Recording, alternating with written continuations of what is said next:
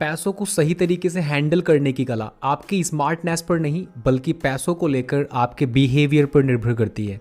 कभी कभी एक जीनियस भी पैसों को गंवा देता है, वहीं कभी कभी एक ऑर्डिनरी इंसान भी पैसों से वेल्दी बन सकता है। साइकोलॉजी ऑफ मनी समझने के लिए पहले एक कहानी के माध्यम से इसके सार को समझने की कोशिश करेंगे। कहानी कुछ इस प्रकार है। बुक के ऑथर एक होटल में काम करते थे जहां एक टेक्नोलॉजी एग्जीक्यूटिव फ्रिक्वेंटली आता था। वह एक जीनियस था जिसने यंग एज में बहुत सी कंपनीज बना रखी थी। उसने उन कंपनियों में से कुछ कंपनीज को बेच भी दिया था। उसके पास बहुत पैसे थे, लेकिन उसका अपना पैसों के साथ रिलेशनशिप बहुत ही स्टूपिड था। वह हर समय अपने साथ नोटों की गड्डियां लेकर घूमता था और शराब पीकर अपने अमीर होने का शो ऑफ करता था। एक बार तो उसने हद ही कर दी जब उसने अपने दोस्तों को बहुत से पैसों की गड्डियां देकर कहा उसे गोल्ड कॉइन में कन्वर्ट कराने के लिए। फिर भी वह अपने दोस्तों के साथ समंदर के पार गया, जिसमें उसने एक गेम खेला जिसमें से जो गोल्ड कॉइन को समंदर में से ज्यादा दूर तक फेंकेगा वह जीतेगा। पैसों के साथ ऐसा बेहुदा व्यवहार सिर्फ मस्ती के लिए। अब आप सोच सकते हैं कि उसका यह बिहेवियर कितने समय तक चला होगा। ज़्यादा लंबा नहीं। ऑथर बताते हैं कि कुछ लोग सालों बाद पता चला कि वह बैंकक्रप्ट हो गया। इस कहानी के साथ ऑथर एक और इंसान की कहानी बताते हैं जिसका नाम रोनाल्ड जेम्स था। वह बहुत साधारण अमेरिका के एक गांव से बिलोंग करता था, सफाई कर्मचारी था। यह साधारण आदमी जब 92 साल की उम्र में मरा तो देश विदेश के अखबारों में उसकी चर्चा हुई, और चर्चा इसलिए हुई क्योंकि मरने के समय उसकी नेटवर्थ 58 करोड़ थी। जी हाँ, 58 करोड़। अब जिसमें से उसने 15 करोड़ अपने सौतेले बच्चों को और वहीं 43 करोड़ चैरिटी में दिए थे। अब एक साधारण अमेरिकी जो एक गांव से बिलोंग करता था और एक सफाई कर्मचारी था, उसके पास इतने पैसे कहाँ से आए? जब इसका पता लगाया गया तो पता चला कि उसकी कोई लॉटरी नहीं लगी थी। वह तो एक बहुत साधारण सा जीवन जीता था। जितने पैसे बचा सकता था उसे ब्लू चिप कंपनी के स्टॉक में लगाकर भूल जाता था। फिर कई दशकों बाद कंपाउंडिंग के पावर ने उसकी छोटी छोटी इन्वेस्टमेंट को इतनी बड़ी नेटवर्थ में कन्वर्ट कर दिया। ऑथर टेक्नोलॉजी एग्जीक्यूटिव और सफाई कर्मचारी को कंपेयर करते हुए बताते हैं कैसे जीवन में बहुत सारा पैसा कमाना और फिर उसे बनाए रखने के लिए किसी टेक्निकल नॉलेज की ज़रूरत नहीं है। आप पैसे के साथ कैसे बिहेव करते हैं इसकी ज़रूरत है। पैसा कमाने की कला एक सॉफ्ट स्किल है। कोई भी इंसान सीखकर फाइनेंशियल सक्सेस पा सकता है। एक टेक्नोलॉजी एग्जीक्यूटिव जीनियस होने के बावजूद बैंकक्रप्ट हो जाता है, और वहीं दूसरी ओर एक सफाई कर्मचारी जो कि बहुत मिनिमम वेज पर काम कर रहा था वहीं कहीं करोड़पति बन जाता है। The psychology of money, no one cares. Author एक लॉटरी टिकट का एग्जाम्पल देते हैं कि अमेरिकी लोग मूवीज, स्पोर्टिंग इवेंट्स और बुक्स के कंबाइन अमाउंट से ज़्यादा लॉटरी टिकट खरीदने में खर्च करते हैं। आपको ये जानकर बड़ी हैरानी होगी कि ज़्यादातर लॉटरी टिकट कौन खरीदना चाहता है? ना अमीर ना मिडिल क्लास, बस गरीब लोग। वह गरीब लोग जो इतने गरीब हैं कि जिन्हें अगर इमरजेंसी हो जाए तो 30 से 35 हज़ार अरेंज नहीं कर सकते। ऐसे गरीब लोग वहां पर सालाना 30 से 35 हज़ार रुपये लॉटरी की टिकट खरीद लेते हैं। ऐसा क्या फाइनेंशियल सेंस लॉटरी टिकट खरीदने का बनता है? वह पैसा जो इमरजेंसी के समय उनके काम आ सकता है उसको वह लॉटरी टिकट खरीदने में लगा देते हैं या खर्च कर देते हैं। क्या ये फाइनेंशियल डिसीजन आपको सही लगता है? आप शायद कहेंगे नहीं, यह क्रेजीनेस है और यह पागलपन है। लेकिन जो आपको और हमें क्रेजी लगता है वह गरीब आदमी के लिए रेशनल और वाइज डिसीजन है। कैसे? उसके लिए ऑथर गरीब आदमी की सोच के बारे में बताते हैं। गरीब आदमी जो लॉटरी टिकट खरीदता है वह कहता है कि हम लोग जो महीने में कमाते हैं उससे ज़्यादा खर्च हो जाता है। सेविंग्स की तो कोई पॉसिबिलिटी है ही नहीं। ये बड़े घर, ये सब हमसे बहुत दूर है। उतना ही नहीं, हम अपने बच्चों को बड़े कॉलेज में एडमिशन करवा सकते हैं।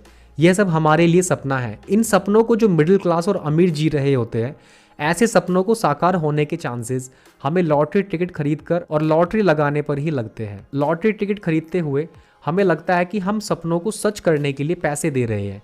आपको ये क्रेजी लगेगा क्योंकि जो हमारे लिए सपना है वह बहुत से लोगों को आसानी से मिला हुआ है। आप में से तो बस बहुत से लोग आपकी वैल्यू भी नहीं करते।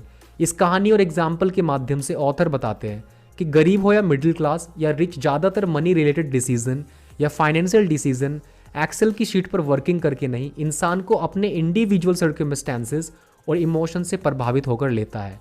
जो मैं डिसीजन लूँगा वह आपको क्रेजी लग सकता है, जो आप डिसीजन ले वह मुझे क्रेजी लग सकता है। आपकी फाइनेंशियल सक्सेस इस पर डिपेंड करती है कि आप अपने इमोशंस, सर्कमस्टेंसेस और कैलकुलेशन को साथ में रखते हुए पैसों के साथ कैसे बिहेव करते हैं। The psychology of money, luck and risk. Bill Gates की एक कहानी तो आपने सुनी ही होगी। अगर आप बिल गेट्स और उनकी कंपनी माइक्रोसॉफ्ट की शुरुआत की कहानी जानते हैं। बिल गेट्स साल 1968 में जब एक स्कूल में पढ़ते थे तो उसी समय पूरी दुनिया में 30 करोड़ सिमिलर स्टूडेंट्स थे जो हाई स्कूल में पढ़ते थे। लेकिन पूरी दुनिया में द लेक साइड स्कूल कुछ ऐसे स्कूलों में से एक था जिसमें से उस समय कंप्यूटर था। स्कूल के पास इतना पैसा और दूरदर्शिता भी नहीं थी कि उन्हें अपने स्कूल के लिए कंप्यूटर खरीदा। बिल गेट्स और उनके दोस्त पॉल एलन लाखों करोड़ों बच्चों में से एक थे, वो लक्की स्टूडेंट्स जिन्हें उस समय कंप्यूटर का एक्सेस मिला। बिल गेट्स ने यह बात ऑन रिकॉर्ड भी कही है, अगर उनका स्कूल लेक साइड नहीं होता तो शायद माइक्रोसॉफ्ट भी उन्हें नहीं मिलता। इस तरह से बहुत सारे फैक्टर्स थे बिल गेट्स के सक्सेस होने के, लेकिन लक उनमें से एक था। बिल गेट्स अपने एक और दोस्त की, जो केंट एवंस जिसका नाम है, उनकी ओर बात करते हैं। केंट एवंस बिल गेट्स और पॉल एलन के बेहतरीन दोस्त थे, उनके सभी कंप्यूटर एडवेंचर के पार्टनर थे। बिल गेट्स का कहना है कि अगर केंट एवंस ने स्कूल खत्म किया तो वह निश्चित माइक्रोसॉफ्ट में फाउंडिंग पार्टनर होते, लेकिन केंट एवंस ने स्कूल ही खत्म नहीं किया। केंट एवंस स्कूल में ही है, एक माउंटेनिंग एक्सीडेंट के दौरान मारे गए। उन्होंने वो रिस्क फेस किया जो लाखों में से एक को फेस करना पड़ता है। माउंटेनियरिंग में लाखों लोग जाते हैं, लेकिन मरता लाखों में से एक ही है। ऑथर लक और रिस्क का कॉन्सेप्ट इस एग्जाम्पल से सिखाते हैं। बिल गेट्स और केंट एवंस बिल्कुल एक जैसी कैपेबिलिटीज रखते थे। जहां बिल गेट्स लाखों में से एक बने जिन्होंने हद से ज़्यादा सफलता प्राप्त की, जिसे लक भी कहा जा सकता है, वहीं केंट एवंस लाखों लोगों में से एक इंसान बने जिन्हें लक का बिल्कुल अपोजिट रिस्क को फेस करना पड़ा। जहां शुरुआत एक साथ हुई, वहीं लक और रिस्क के कारण डायरेक्शन और फाइनल आउटकम्स बिल्कुल अपोजिट हो गए। यहाँ कहानी का मतलब यह नहीं है कि बिल गेट्स की अपार सफलता के पीछे सिर्फ किस्मत थी। किस्मत के अलावा और भी बहुत फैक्टर्स हैं, लेकिन यह कहना उचित होगा कि अगर आपके एफर्ट्स के अलावा भी बहुत से फैक्टर्स होते हैं जो डिटरमाइन करते हैं कि आपका आउटकम क्या होगा, जो आपके कंट्रोल में नहीं भी होते। आपको सिर्फ इस बात पर विश्वास रखना है कि अगर आप फाइनेंशियली बहुत सफल हो जाओ तो यह मत मान बैठो कि आपने जो डिसीजन लिए वह सब सही रहे, तभी आप सफल हुए। आगे भी वैसा ही होगा। अगर आप फाइनेंशियल फेलियर का सामना करो तो यह मत मान लेना जो आपने डिसीजन लिए सब गलत थे, इसलिए आप असफल हुए। असफल होते समय भी आपके डिसीजन हार्डवर्क के साथ बहुत सारे फैक्टर्स थे, जो आपके असफल होने पर भी आपके डिसीजंस हार्डवर्कर के अलावा और बहुत सारे फैक्टर्स थे। सफल होने पर भी कॉन्शियसली आगे बढ़ते रहो, असफल होने पर भी सिचुएशंस और सर्कमस्टेंसेस को पीछे छोड़कर आगे बढ़ते चलो, जब तक फैक्टर्स आपके फेवर में आकर आपको सफलता ना दिला दे। Never enough when rich people do crazy things. Money से रिलेटेड तीसरी सॉफ्ट स्किल को बताने के लिए ऑथर रजत गुप्ता को एग्जाम्पल देते हैं, जिनका जन्म कोलकाता में हुआ था, जो एक अनाथ थे। ऐसे सर्कमस्टेंसेस में रहने के बावजूद 40 की उम्र में रजत गुप्ता दुनिया के सबसे प्रेस्टीजियस कंसल्टिंग फिर्म मैकेंजी के सीईओ बने। साल 2008 में उनकी नेटवर्थ करीब $100 मिलियन थी। उतना पैसा उन्होंने इकट्ठा कर लिया कि अगर इतने पैसों को बैंक में रखकर उसकी इंटरेस्ट इनकम भी आए तो लगभग 50,000 प्रति घंटे बिना कुछ काम किए कमाए जा सकते हैं, वो भी 24 घंटे हर रोज। लेकिन यह भी उनके लिए काफ़ी नहीं था। वह करोड़पति से बहुत ही डेस्परेटली अरबपति बनना चाहते थे। उस समय वो गोल्डमैन सैचेस, जो दुनिया की बड़ी इन्वेस्टमेंट बैंकिंग कंपनी है, उसके बोर्ड ऑफ डायरेक्टर में शामिल हुए। अपने अरबपति बनने के डेस्परेशन में इतनी वेल्थ होने के बावजूद भी उन्होंने सेटिस्फैक्शन ना होने के कारण ऐसे काम किए जिसने उनके इतने सालों की रेपुटेशन को मिट्टी में मिला दिया। उन्हें इनसाइडर ट्रेडिंग के गुनाह के लिए दोषी पाया गया। दोषी करार होने के बाद उन्हें जेल जाना पड़ा।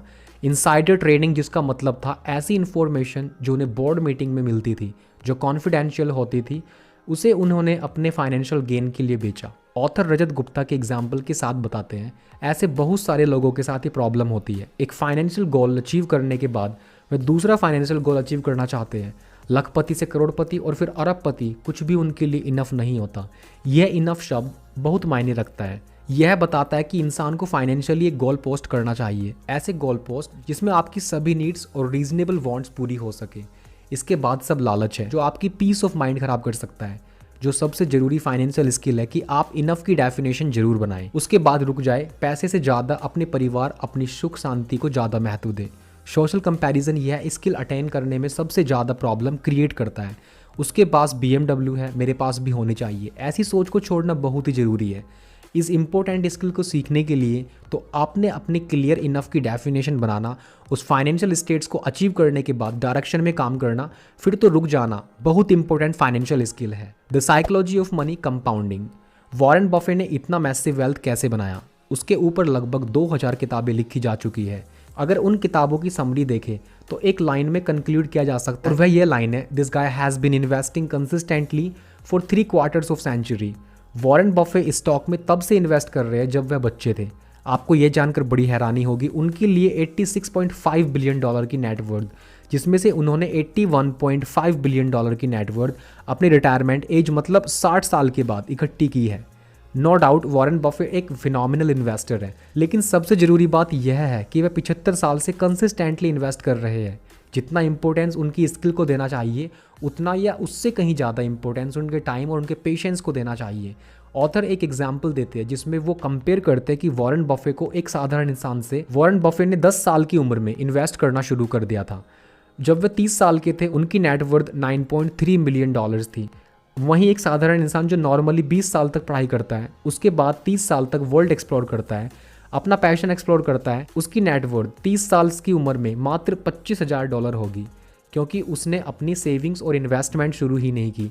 अब अगर वह इस पॉइंट पर इन्वेस्ट करना शुरू करता है तो वह 60 साल की उम्र तक 22% रिटर्न कमाता है। वह साधारण इंसान है तो 60 साल कम उम्र में रिटायरमेंट ले लेता है, फिर इन्वेस्टिंग करना बंद कर देता, तो प्रेजेंट टाइम में उसकी नेटवर्थ $11.9 मिलियन होगी। वहीं वॉरेन बफे की नेटवर्थ $86.5 मिलियन है।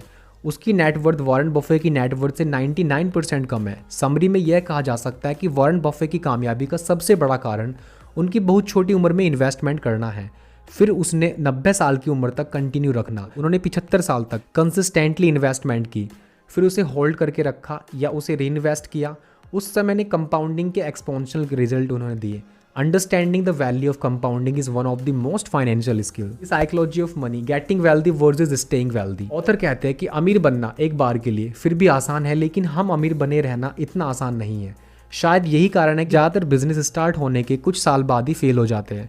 बहुत सारे सेलिब्रिटीज़ के एग्जाम्पल्स हैं, एक बहुत अच्छा फाइनेंशियल स्टेटस अचीव करने के बाद भी ब्रोक हो गए। बिजनेस, कैरियर और इन्वेस्टिंग सब में सफलता पाने के लिए सबसे ज़्यादा ज़रूरी है लंबे समय तक सर्वाइव करना। यह फाइनेंशियल स्किल भी वॉरेन बफे के एग्जाम्पल से समझी जा सकती है।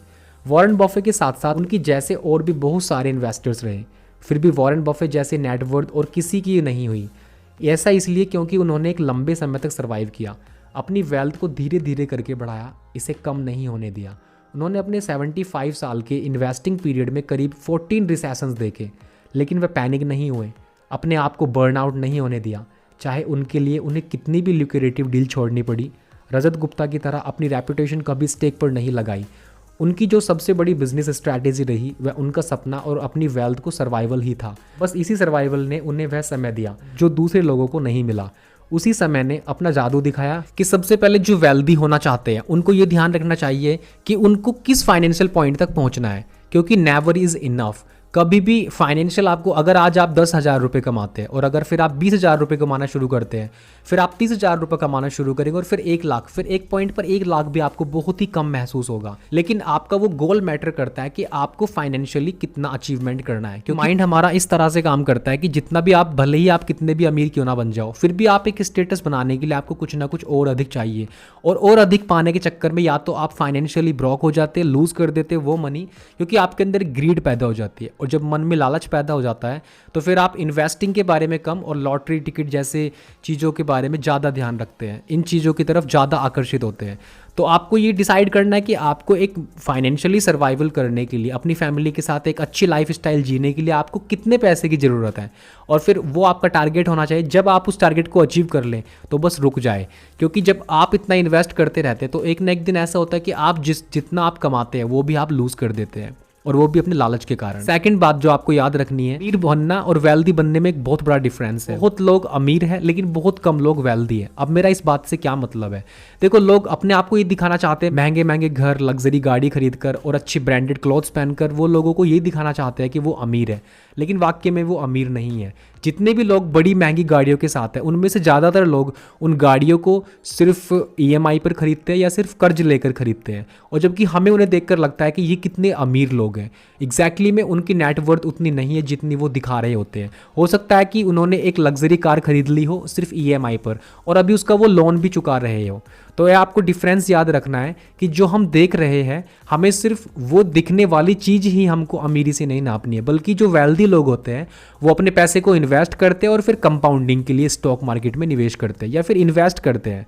अभी आपको ध्यान देना है कि आपको स्टॉक्स कैसे पिक करने हैं, कहाँ पर आपको अपना इन्वेस्ट करना है, और ये भी ध्यान रखना है कि आपको अपनी मनी को इन्वेस्ट करने के लिए सेव करना है, ना कि सेव करने के लिए सेव करना है। बहुत लोग अपने पैसे को सेव करते हैं, लेकिन वो सिर्फ इसलिए सेव करते हैं कि जिससे वो बैंक में रख सके या फिर उसको एफडीआई में डिपॉजिट कर सके, जबकि आपका पैसा बैंक में रखने से सिर्फ उसकी वैल्यू ही कम होती है। आपको उसे कंसिस्टेंटली इन्वेस्ट करना है, अपने आप को रेगुलरली एजुकेट करना है फाइनेंशियली, अपने आप को मेंटली और फाइनेंशियली एजुकेट करते रहना है, और फिर सही स्टॉक्स पिक करें, सही जगह अपने पैसे को निवेश करें।